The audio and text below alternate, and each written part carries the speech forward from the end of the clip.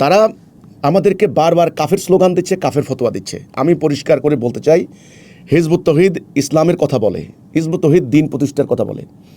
আল্লাহ, রসুল, কোরআন, নামাজ, রোজা, হজ, জাকাত, হাসর, পরকাল ইত্যাদি বুনিয়াদি বেসিক কোনো ব্যাপারে হিজবুত তৌহিদ অস্বীকার করে নাই, বরং হিজবুত তৌহিদ ইসলামের কথা বলে।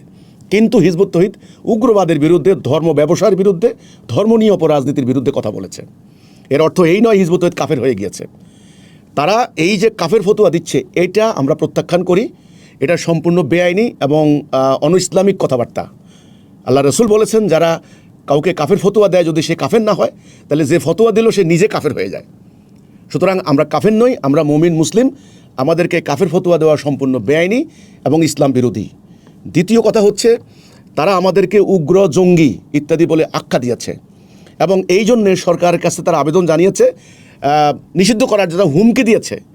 আমি পরিষ্কার করে বলতে চাই, হিজবুত তৌহিদ প্রতিষ্ঠার শুরু থেকে আজ পর্যন্ত কোনো অন্যায় করে নাই, কোনো আইন ভঙ্গ করে নাই। প্রত্যেকটি সরকার তদন্ত করেছে, আমাদের কার্যক্রম দেখেছে।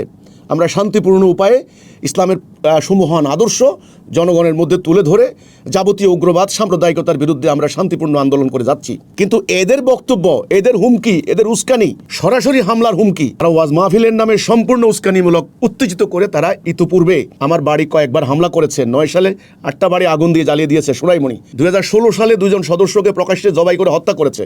আমার বাড়িঘর সম্পূর্ণ লুটপাট করে নিয়ে সেখানে পেট্রোল দিয়ে জ্বালিয়ে দিয়েছে। সম্পূর্ণ বাড়িঘর, আশেপাশের কয়েকটি বাড়ি সম্পূর্ণ ধ্বংস করে দিয়েছে। এদের কোনো বিচার হয়নি, এরা কোনো আইনের আওতায় আসেনি। এই আজকের মাহফিলে যারা বক্তব্য দিয়েছে, এই উগ্রবাদী বক্তারা, এদের উগ্রতায়, এদের উস্কানিতে উদ্দীপ্ত হয়ে এই জঙ্গিবাদী গোষ্ঠীটি। কাজেই আজকে আমি সরকারের কাছে স্বনির্বন্ধ অনুরোধ করব, আবেদন করব।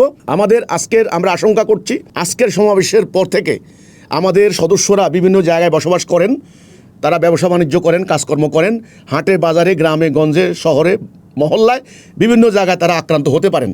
তাদের ব্যবসা বাণিজ্যে হামলা হতে পারে, তাদের বাড়িঘরে আক্রমণ হতে পারে। এটা আমি আশঙ্কা করছি, কারণ অতীতে তারা করেছে। আজকে তারা নোয়াখালীতে এই সমাবেশের নামে যে হুমকি দিয়েছে, এতে করে সমস্যা, সংঘর্ষ হবেই, তারা হামলা করবেই আমাদেরকে। তো কাজেই আমার বক্তব্য হচ্ছে, অতি দ্রুত তাদেরকে আইনের আওতায় আনেন। তারা সরকারের অনুমোদনের শর্ত ভঙ্গ করেছে, এটাও আইনের আওতায় আসা উচিত।